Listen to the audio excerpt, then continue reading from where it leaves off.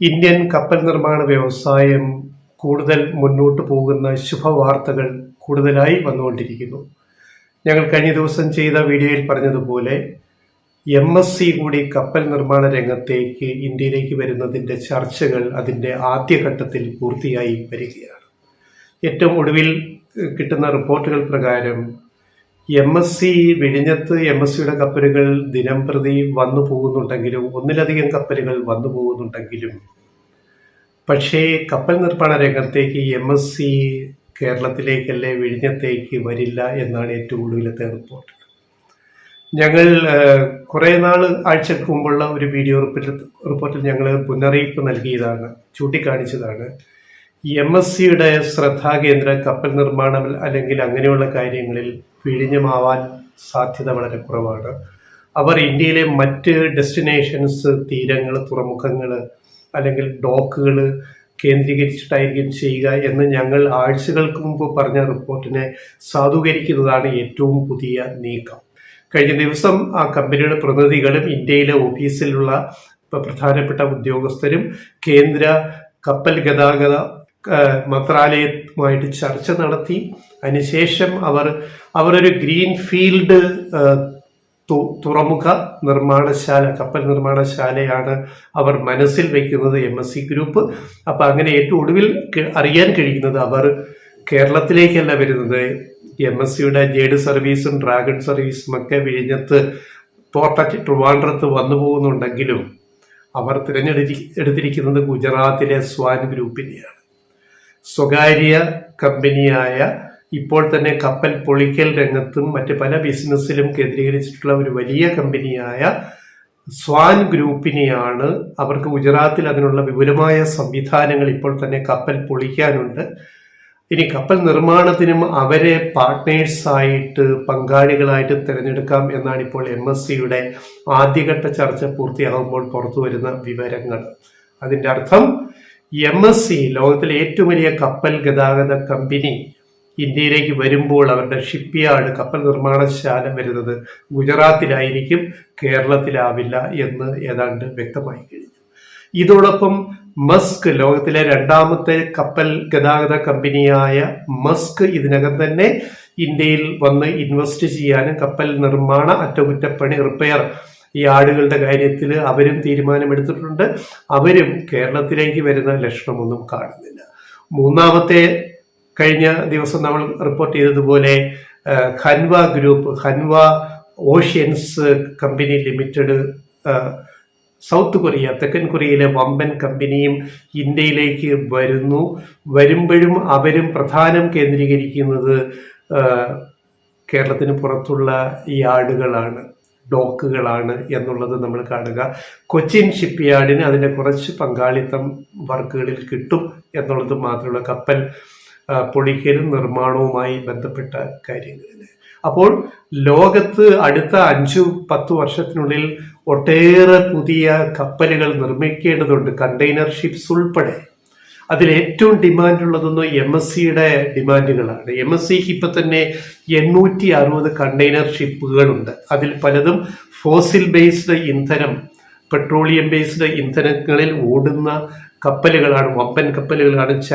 വിഴിഞ്ഞത്ത് വരുന്ന ചരക്ക് കപ്പലുകൾ, കണ്ടെയ്നർ ഷിപ്പുകൾ ഉൾപ്പെടെ, അതായത് അൾട്രാ മദർ ഷിപ്പ് ഉൾപ്പെടെ. അപ്പം ഇതിനെ അടുത്ത 5-10 വർഷത്തിനുള്ളിൽ ഇതിൽ നല്ലൊരു പങ്ക്, അവരുടെ ഈ ഫ്ലീറ്റ് ഇപ്പം 860 ഷിപ്പുകളാണ് MSc ഓപ്പറേറ്റ് ചെയ്യുന്നത്. അതിൽ തന്നെ നല്ലൊരു പങ്ക് അവർക്ക് അടുത്ത 5-10 വർഷത്തിനകത്ത് പാരിസ്ഥിതിക മാനദണ്ഡങ്ങൾ പാലിച്ചുള്ള പുതിയ ഇന്ധന ബേസിലേക്ക് മാറേണ്ടതുണ്ട്. അങ്ങനെ ഗ്രീൻഫീൽഡ് ടെക്നോളജി സ്വീകരിക്കേണ്ടത്. അതുകൊണ്ടാണ് കപ്പൽ നിർമ്മാണത്തിന് ഇത്രയും ഡിമാൻഡുകൾ വന്നിരിക്കുന്നത്. നമ്മൾ കഴിഞ്ഞ ദിവസം പറഞ്ഞതുപോലെ ചൈനയിലെയും ജപ്പാനിലെയും സൗത്ത് കൊറിയയിലെയും ഡോക്കുകളിൽ, കപ്പൽ നിർമ്മാണ യാർഡുകളിൽ ഇനി അടുത്ത 2028 വരെ പുതിയ കപ്പൽ നിർമ്മിക്കാൻ കഴിയില്ല.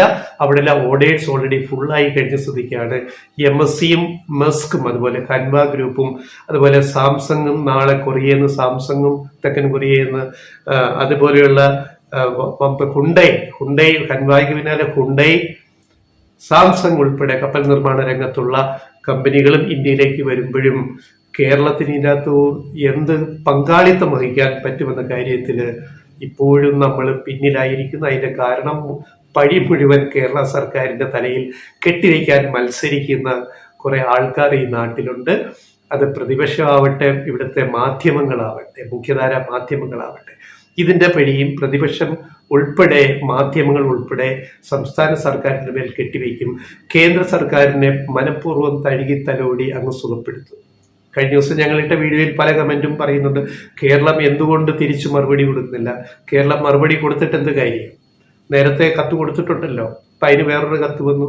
അതിന് മറുപടി കൊടുക്കണമെങ്കിൽ ഈ നിബന്ധനകളിൽ ഇളവ് വരുത്തുമോ? പുതിയ ഷിപ്പ് യാർഡ്, പുതിയ റിപ്പയറിംഗ് ഡോക്ക് നിർമ്മിക്കാൻ പൂവാറിലാവട്ടെ, അല്ലെ കൊച്ചിയെ വികസിപ്പിക്കാൻ. കൊച്ചി കേന്ദ്രത്തിൻ്റെ കയ്യിലാണ്, കേരളത്തിൻ്റെതല്ല.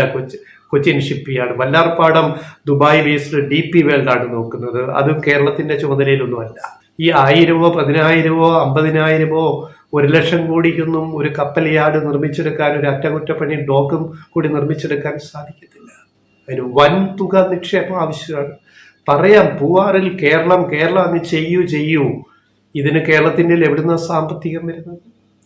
ഈ വിഷയങ്ങളൊന്നും ആലോചിക്കാതെയാണ് ഒരു വിഴിഞ്ഞത്ത് കണ്ടെയ്നർ ടെർമിനൽ വന്നതിന് കേരളം ചെലവാക്കിയ തുക 10,000 കോടി രൂപയ്ക്ക് ഇപ്പോൾ താഴെയല്ലേ, 6,000-7,000 കോടി രൂപ. ഇനി അദാനി ഗ്രൂപ്പ്, പോർട്സ് ഗ്രൂപ്പ് ഒരു 10,000 കോടി നിക്ഷേപിക്കുന്നു. ആകെ 30,000 കോടിയാണ് വിഴിഞ്ഞത്ത് ഇപ്പോൾ വരുന്ന നിക്ഷേപം. 2, 3, 4 ഘട്ടങ്ങളായിട്ട് 2028-നുള്ളിലായിട്ട്. പക്ഷേ പൂവാറിൽ ഷിപ്പ് യാർഡ് വരണമെങ്കിൽ 1,00,000 കോടി രൂപയിലേക്ക് പോകുന്ന നിക്ഷേപമാണ് അവിടെ വരേണ്ടത്. അതിന് കേരളം മാത്രം വിചാരിച്ച് നടക്കുമോ? നമുക്ക് സപ്പോർട്ട് വേണം. ആ സപ്പോർട്ട് ആരെങ്കിലും തരുന്നുണ്ടോ? കേന്ദ്രം തരുന്നുണ്ടോ? ഇതാണ് ഏറ്റവും പ്രധാനപ്പെട്ട ചോദ്യം. അതുകൊണ്ട് പല ഷിപ്പിംഗ് കമ്പനികളും കപ്പൽ നിർമ്മാണശാലയും അറ്റകുറ്റപ്പണിശാലയും ഒക്കെ ഇന്ത്യയിൽ തുടങ്ങാൻ തയ്യാറായി ക്യൂ നിൽക്കുന്നു. ഇപ്പോൾ തന്നെ 3 കമ്പനികൾ വന്നു കഴിഞ്ഞ് അടുത്തതും വൈകാതെ വരും, ലോകത്തെ വമ്പന്മാർ. പക്ഷേ അത് മനസ്സിലാക്കാൻ നമ്മളിത് വെറുതെ കണ്ടിട്ട് കാര്യമില്ല. ഒരു കപ്പൽശാല അതിൻ്റെ പൂർണ്ണ അർത്ഥത്തിൽ എല്ലാ സംവിധാനങ്ങളോടും കൂടി എല്ലാ ഘട്ടങ്ങളും പൂർത്തിയാക്കി നിർമ്മിച്ചെടുക്കാൻ ഏതാണ്ട് ഒരു 80 ലക്ഷം 75-80 ലക്ഷം കോടി രൂപ വേണം. ചെറിയ തുകയാണോ? 80 ലക്ഷം കോടി രൂപ ഒരു സംസ്ഥാനത്തിന് താങ്ങാൻ പറ്റുമോ? കേരളത്തെ പോലെ ഒരു ചെറു സംസ്ഥാനത്തിന് കേന്ദ്രം വായ്പാ പരിധി കൂട്ടുമോ നമ്മൾ കടമെടുക്കാൻ? ഇതൊന്നും ആരും അഡ്രസ് ചെയ്യുന്നില്ല, ഈ വിഷയമൊന്നും. കേരളം എന്തേ പൂവാറിൽ കപ്പൽശാല നിർമ്മിക്കാത്തത്? കേന്ദ്രം ഇങ്ങോട്ട് കത്തെഴുതിയില്ലേ? കത്തെഴുതിയ ഉടനെ കപ്പൽശാല പോട്ടെ. ഈ 80 ലക്ഷം കോടി രൂപ ചെലവാകുന്ന ഒരു കപ്പൽ നിർമ്മാണശാലയ്ക്ക് ആദ്യഘട്ടത്തിൽ അതിൻ്റെ ഒരു 80 ലക്ഷത്തിൽ ഒരു 8 ലക്ഷം കോടി പോട്ട് 1 ലക്ഷം കോടിയെങ്കിലും ചെലവഴിച്ചിട്ട് പ്രാഥമിക സൗകര്യങ്ങൾ ഏർപ്പെടുത്താൻ കേരളത്തിന് മാത്രം കഴിയും. ഇത്തരം യാഥാർത്ഥ്യങ്ങളെ അഡ്രസ് ചെയ്യാത്ത പ്രതിപക്ഷവും മാധ്യമങ്ങളുമൊക്കെയാണ് ഇതിൻ്റെ വിഷയങ്ങൾ ചർച്ച ചെയ്യേണ്ടത്. എന്തുകൊണ്ട് ഇപ്പോൾ MSC എന്തുകൊണ്ട് ഗുജറാത്തിലേക്ക് പോകുന്നു? എന്തുകൊണ്ട് മസ്ക് ഇന്ത്യയിലേക്ക് വരുമ്പോൾ അവരെ കേരളം പരിഗണിക്കുന്നില്ല? എന്തുകൊണ്ട് സൗത്ത് കൊറിയയിലെ ഹൻവ ഗ്രൂപ്പ് കേരളത്തിലേക്ക് പരിഗണിക്കുന്നില്ല? എന്തുകൊണ്ട് ഇനി വരുന്നവരും പരിഗണിക്കില്ല എന്നുള്ളത് അതിന് ഉത്തരം കേരള സർക്കാർ മാത്രമല്ല നൽകേണ്ടത്, ഇന്ത്യ സർക്കാർ കൂടി നൽകേണ്ട വിഷയമാണിത്. ഇപ്പോൾ ഓൾറെഡി ഗുജറാത്തിലുള്ള സംവിധാനങ്ങൾ, സ്വാൻ ഗ്രൂപ്പിൻ്റെ, സ്വകാര്യ ഗ്രൂപ്പിൻ്റെ സംവിധാനങ്ങൾ ഉപയോഗിക്കാൻ MSC തീരുമാനിക്കുമ്പോൾ അതിൻ്റെ ഗുണം ഈ രാജ്യത്തിന് കിട്ടുമെങ്കിലും കേരളത്തിന് ഒന്നും കിട്ടാതെ പോകുന്നത് എന്തുകൊണ്ടെന്ന് നമ്മൾ പല കുറി ഇരുന്ന് ചിന്തിക്കേണ്ടതാണ്. വെറുതെ ആക്ഷേപിച്ചിട്ട് കാര്യമില്ല.